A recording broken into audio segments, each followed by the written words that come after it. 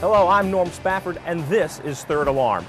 If you've lived in this part of Georgia for any length of time, you're well aware that Cobb, as well as many other counties surrounding the Atlanta area, have grown tremendously over the past couple of decades.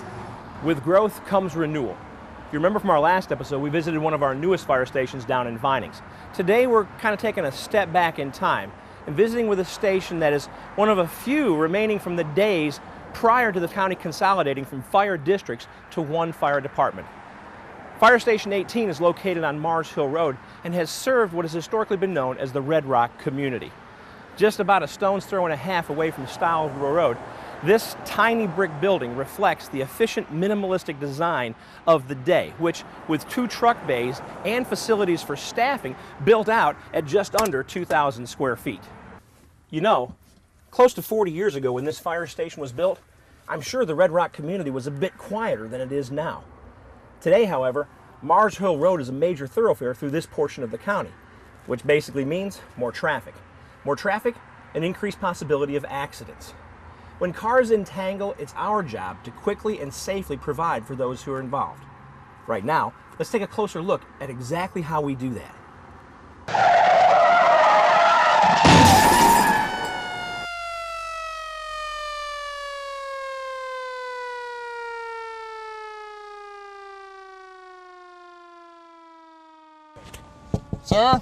Sir, are you okay?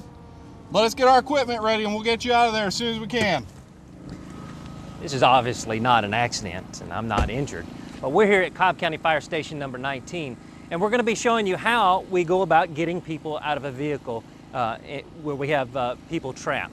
Now we're here with Rob Hiller and his crew, and we're going to be asking him a few questions about exactly what it is that we're looking for and how we can get people out. Rob, what is it exactly when you approach an accident scene that you're looking for? Well, when I get to a car wreck, the first thing I'm going to look for is I'm going to walk around the cars and look up underneath of them and see if there's any fluids leaking out from underneath them, and whether it's gas or radiator fluid or oil that's going to make it slip that I'm going to fall, and if I need to put oil dry down or get a hose line out to protect us for possible fire. Once we've done that, I want to make the vehicle stable for us. So I'm going to have my firefighters come in and put chocks, or actually wedges, up underneath of the car. What this does is it stabilizes the car and keeps it from rocking back and forth like this when we're moving on it and pushing and prying on it. What that does is if there's a patient in there that maybe has a neck broke or fractured C-spine, it keeps them from moving their head around because the vehicle won't be shaken. I know a lot of times people don't understand, we arrive on the scene of an accident like this and we block several lanes of traffic. Explain, why is it that we do that? Well, what I do want to do is I want to make the scene safe for me and for the patient in the car. So I'll block the road, I'll park my fire truck out there and maybe take a lane or two, and it gives us a safe area around the car. That way I can have an ambulance show up and we can take the patient out of the car, put them onto the stretcher, and not have to worry about another car coming in and crashing into the car, the accident scene.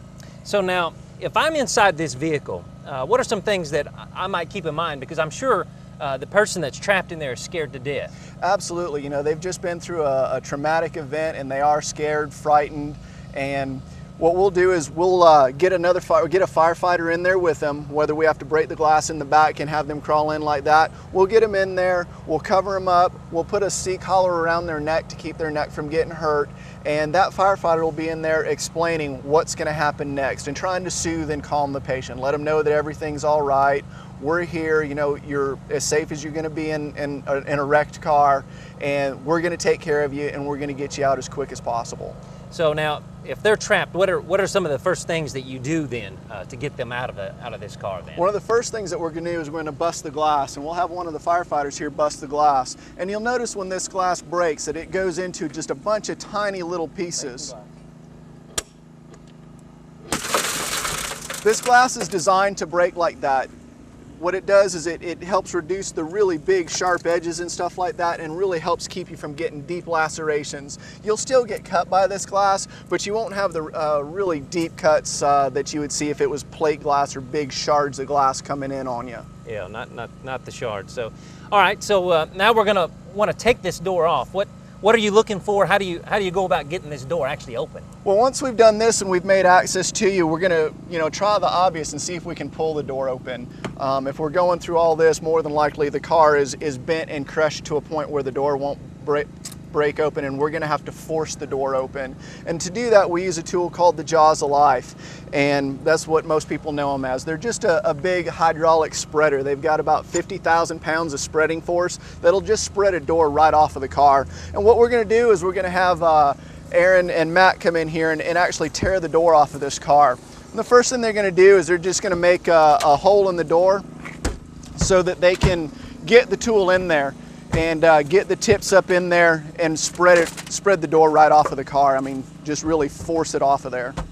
And I know a lot of times, Rob, in an accident, you already have those natural purchase points. That's right. This car, because it's not wrecked, isn't folded or bent, so we're kind of working, a little make-believe here, but from this point on, what we're at right now is exactly how it's going to look on the accident scene. You can see right here the door is really starting to push off. He's going to get that tool in there as deep as he can, and then it'll push and it'll spread that door right off of there. And really those Jaws of Life, if you look at them, it kind of just looks like an expanding wedge.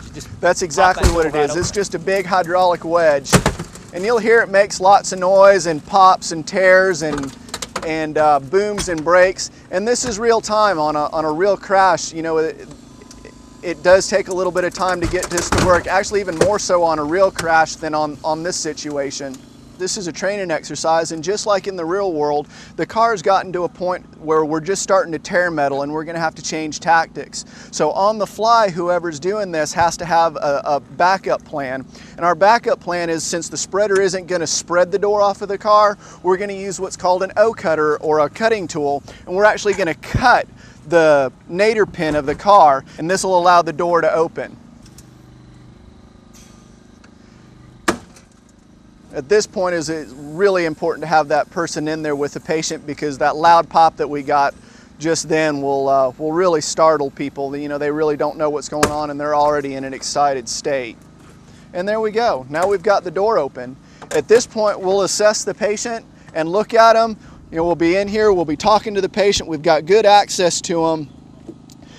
If they're severely injured, or if they've got any real bad problems, or if they're still pinned in there further, we can take further actions, whether we decide to cut the door off at the hinges, or if we really need to make access to them, we can take the whole roof off of the car.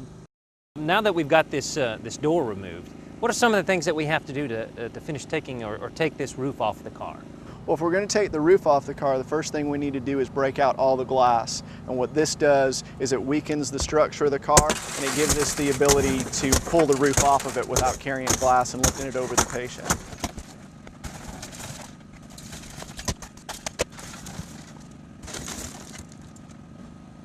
Now that we've got all the glass out of the car, what we're going to do is we're going to start taking the roof off. And in order to do that, we're going to have to cut all of the posts on here.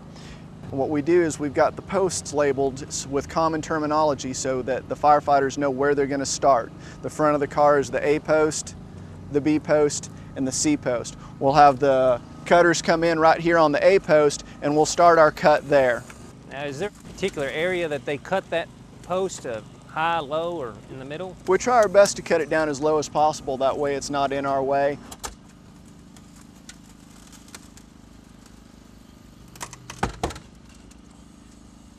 Also, some newer cars might have airbags and stuff in there that are going to be along that post, and if you cut as low as you can, it takes the airbags out of play. This process takes a little bit of time. As you get back to these further posts, they're a little bit bigger, and some of those posts may take 2 cuts with this tool.